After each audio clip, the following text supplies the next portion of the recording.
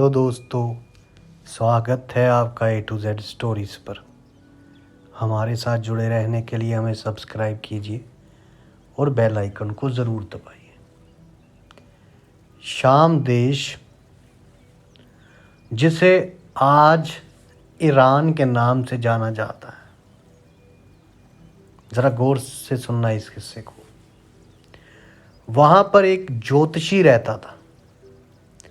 वो ज्योतिषी लोगों के हाथ पढ़ता था, लकीरें पढ़ता था, परंतु खुद वो बे औलाद था। उसकी कोई औलाद नहीं थी। बताया जाता था कि उस आदमी की जो उम्र थी वो 80 साल की थी, 80 ईयर्स ओल्ड थी। और जो उसकी वाइफ की उम्र थी, जो माता की उम्र थी, वो 75 साल की थी, 75 ईयर। अब एक दिन वो आदमी थका हुआ आया, घर पे आया और अपनी वाइफ को कहने लगा कि भगवान, मुझे लगता है कि हमारी किस्मत में औलाद नहीं। बहुत कुछ कर चुके थे, वैद्य को भी दिखाया था और भी बहुत कुछ, किंतु बात नहीं बन पा रही थी। वो कह रहे कि हमारे मुकद्दर में लगता है औलाद नहीं, और अब तो कहाँ होगी औलाद। और बड़े उदासी से कह रहा है कि लगता है कि अब बिना औलाद के ही इस दुनिया से हम रुखसत हो जाएंगे, चले जाएंगे यहाँ से। और कहने लगा कि लगता है परमात्मा ने हमारे मुकद्दर में औलाद नहीं लिखी। तो वो जो माता थी, जो बीबी थी, वो कह रही कि परमात्मा के घर में देर है किंतु अंधेर नहीं। और वो बीबी माता बोली कि हमारे साथ वाले घर में एक परिवार है और उन्होंने मुझे एक रास्ता बताया, और मेरा भी ये दिल मानता है कि मेरी भी झोली उनके इस रास्ते से ज़रूर भरेगी। तो अब जो आदमी था वो पूछने लगा कि ऐसा कौन सा तेरे को रास्ता बता दिया है। तो माता बताने लगी कि ऐसे ऐसे एक शहर है, वहाँ पे एक घर है और उसमें एक ऐसा परमात्मा का नूर आया है, उस परमात्मा का नबी है कि जिसके घर से कभी कोई खाली नहीं गया। तो उन्होंने कहा कैसा नूर? तो कहते वो ऐसा नूर है कि अगर वो दुआ में हाथ खड़ा कर देना तो वो दुआ कबूल हो जाती है।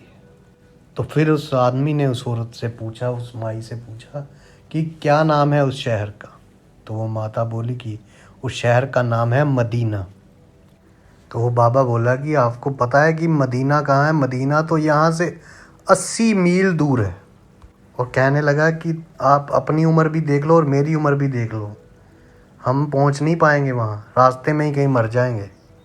अब वो माता कह रही है कि आप भरोसा रखिए परमात्मा पर और यकीन करके चलिए।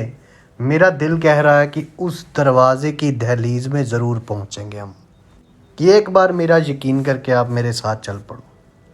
चलो, अब आदमी था, उसने औरत की बात मानी और चलने को तैयार हो गया।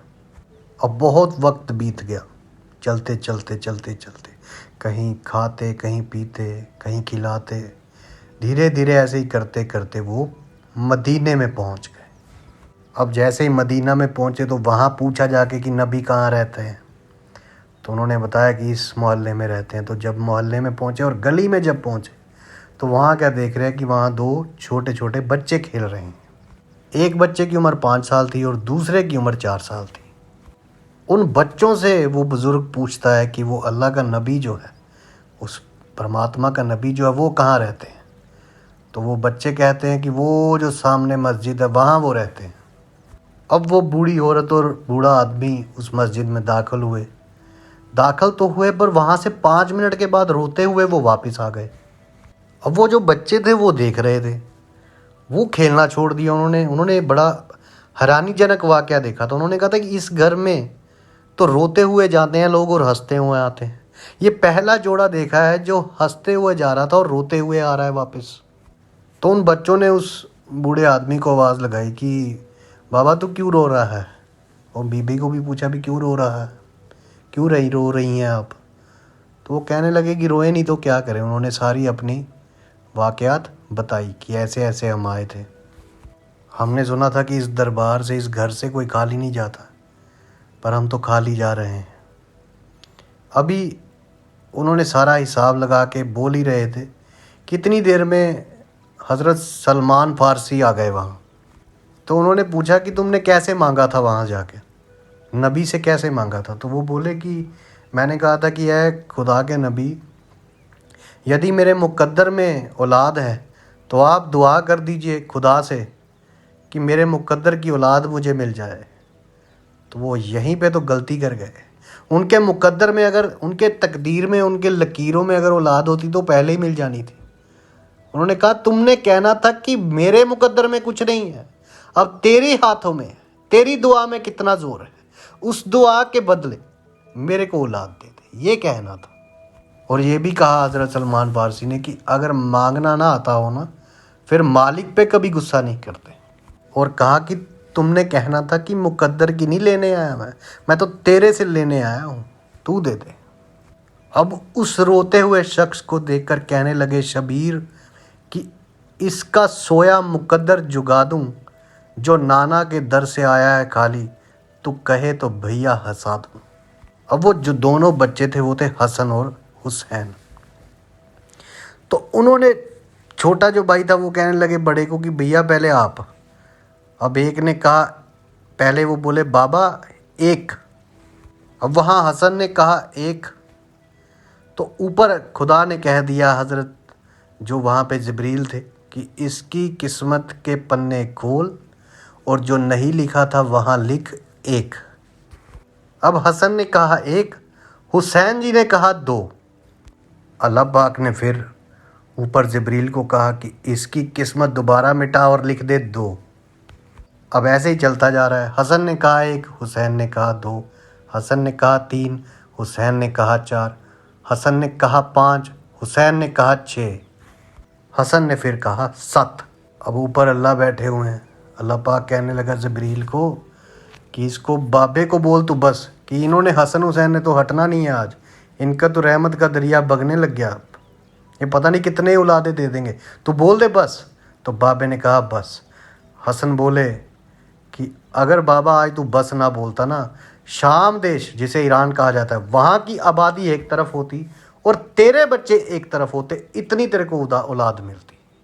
अब वो बाबा बोलने लगा कि मुझे ये बताओ कि ये छोटे छोटे जो बच्चे हैं ये है कौन? इन्होंने कह दिया कि हमारे 7 औलादें हो जाएंगी, तो ये है कौन? हज़रत सलमान फ़ारसी कहने लगे बाबा तेरी उम्र कितनी है? बाबा ने बोला 80 साल है।